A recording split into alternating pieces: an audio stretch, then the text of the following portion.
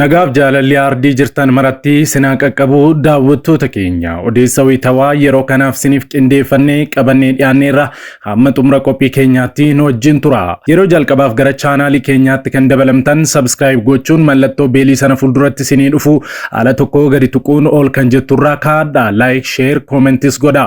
Yeroo kana gootanii kaasee yeroo hundumaa oduuwwan haaraan wayita gadhiifaman dafanii isin qaqqabu. Kallattiin gara oduu keenyaatti wal wajjin dabarru. Mootummaan naannoo Oromiyaa qondaaltota waraana bilisummaa Oromoo waliin waliigaltee araaraa mallatteessine jedhe.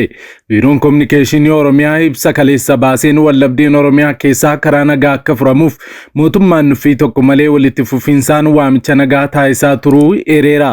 Kana wajjin wal qabsiisee kadhannaa ergamaa Geetahuun Immiruu ji'a lamaan dura waa'ee tokkummaa biyyaa fi qaamota hidhatanii fi mootummaatiif taasisan bal'inaan qindeeffanneerra isin biraan geenya. Finciltoonni Sooriyaa magaalaa Alippoo guutummaan guutuutti to'achuun isaanii dhaga'ame. Duukaleessa galgala baheen ammoo magaalaa Alippoo kan to'atan finciltoonni Sooriyaa ergasii booddee magaalaa lammaffaa Sooriyaa taatee to'ataniiru. Ofii hidhattoonni Sooriyaa miila tokkoon dhaabaa jiranii fi mootummaa Sooriyaa diiguuf murteessan kun eenyu fa'i bal'ina isaa qindeeffanneerra nu waliin tura.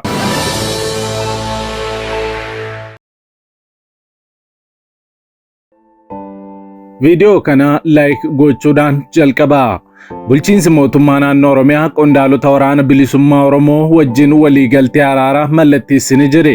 Biiroon Kominikeeshinii Oromiyaa ibsa kaleessa baaseen wallabdeen Oromiyaa keessaa karaa nagaa akka furamuuf mootummaan nuffii tokko malee walitti fufinsaan waamicha nagaa taasisaa turuu eereera. Haaluma kanaan waliigalteen araaraa gama mootummaa naannoo Oromiyaa pireezidaantii mootummaa naannoo Oromiyaa obbo Shimallis Abdiisaa fi gama WBO'n ammoo qondaala olaanaa WBO kan ta'an obbo Sanyii Nagaasaan mallatteeffamuu himeera. Ibsi biiroon Kominikeeshinii Oromiyaa maxxanse. Akka BBC'n jedhutti ammoo waraanni bilisummaa Oromoo WBO'n kanneen mootummaa waliin mari'ataa jiran kanneen namuusa waraanichaa cabsanii aangoo isaanirraa geggeeffamanidha jedhee ture.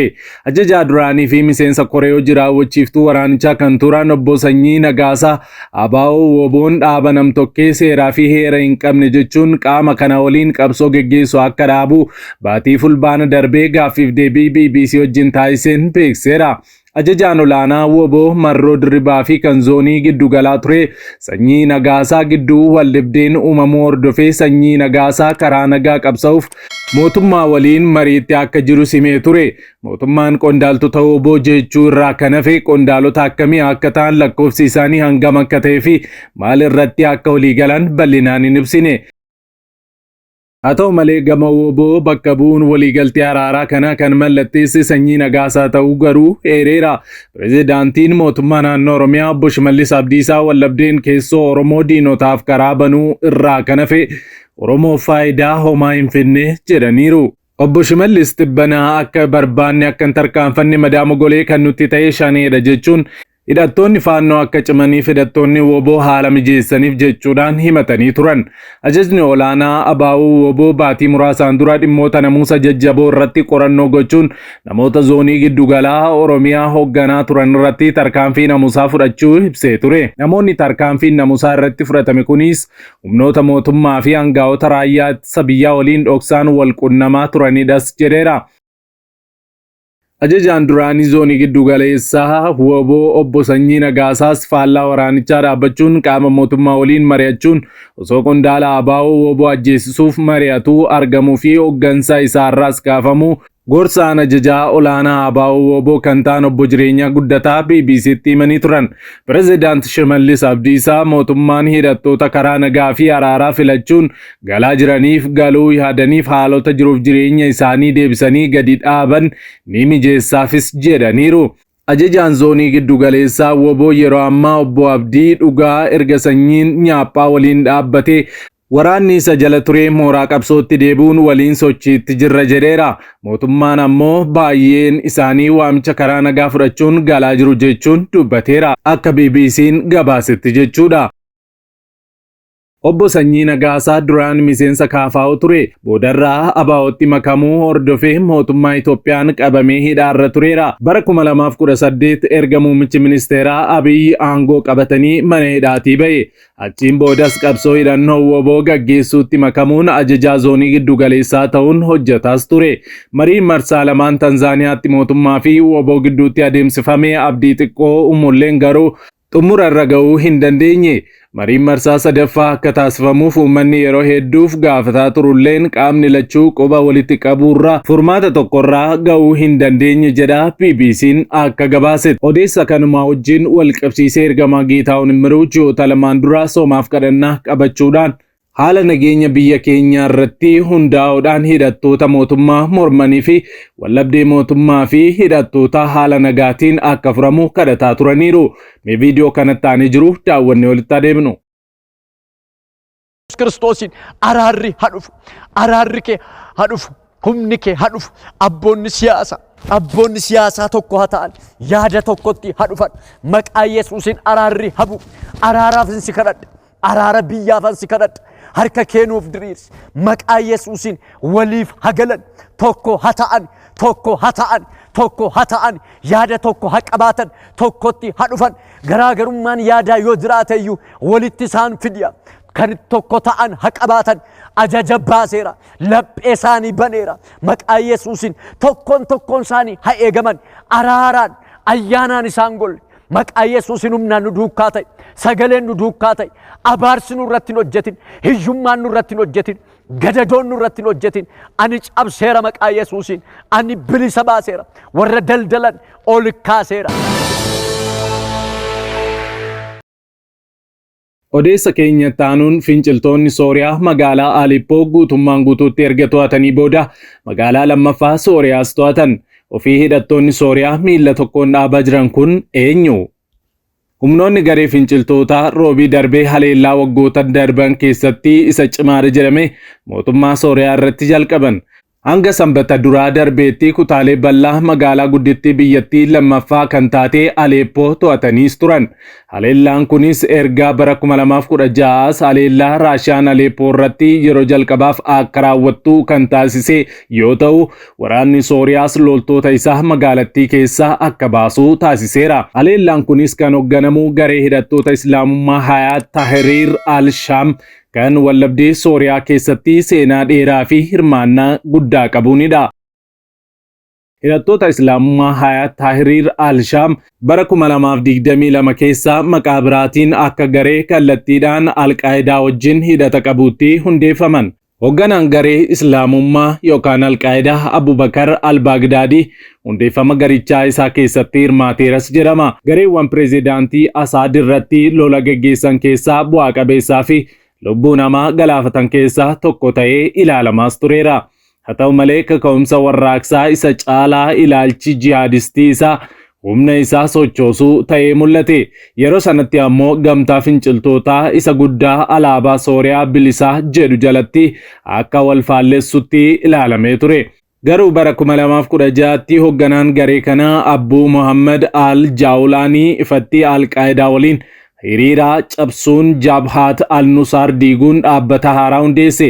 Dhaabbanni sunis waggaa tokkoon booda gareewwan wal fakkaatan biroo hedduu waliin yeroo walitti makamu maqaa Hayaat Tahriir al-Shaam jedhu fudhate. Waraanni Sooriyaa waggoota arfan darbaniif akka waan sirriin xumurameetti yaadamaa ture. Bulchiinsi pireezidaantii Bashaar al-Asaad qabatamaadhaan magaalota gurguddoo biyyattii keessatti kan hin mormamne yoo ta'u, kutaaleen Sooriyaa biroo tokko garuu kallattiin to'annaa isaa jala ba'aa turaniiru.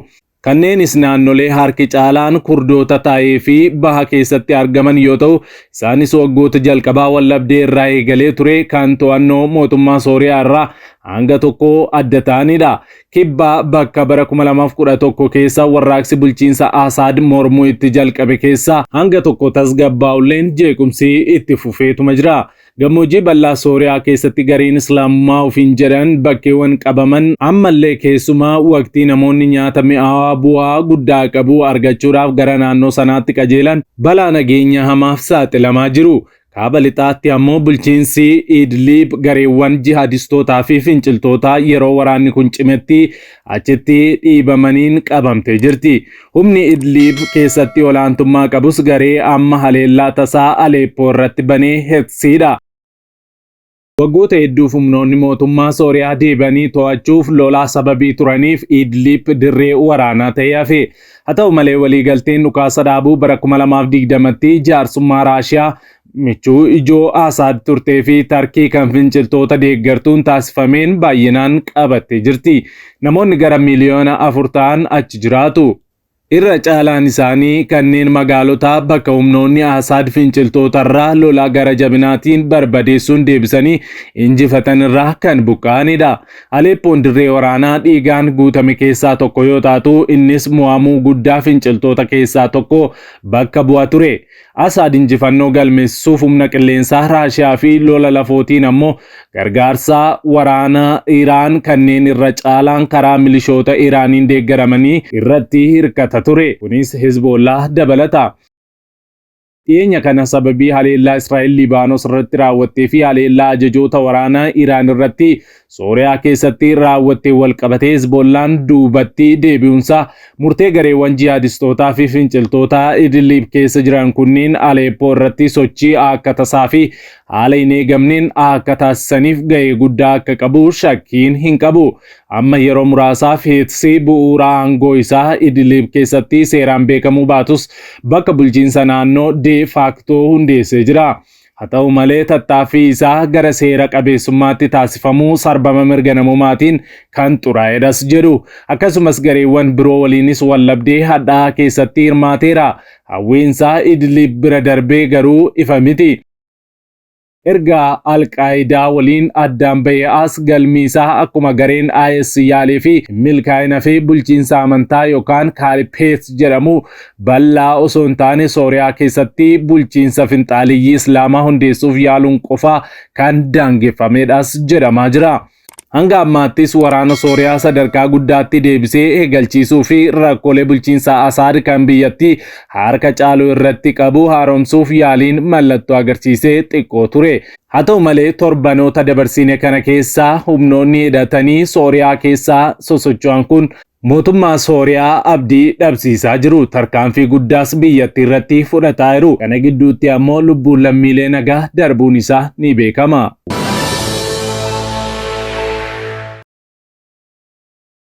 Egaan daawwattoota keenya qophiin yeroo kanaaf qabannee dhiyaannee kanneen hanga ammaatti daawwattanidha. Qophii keenya walakkaatti kan nutti dabalamtan chaanaalii keenya subscribe, like gochuu hin dagatina. Saatotaan booda hanga walitti deebinutti nagaan tura.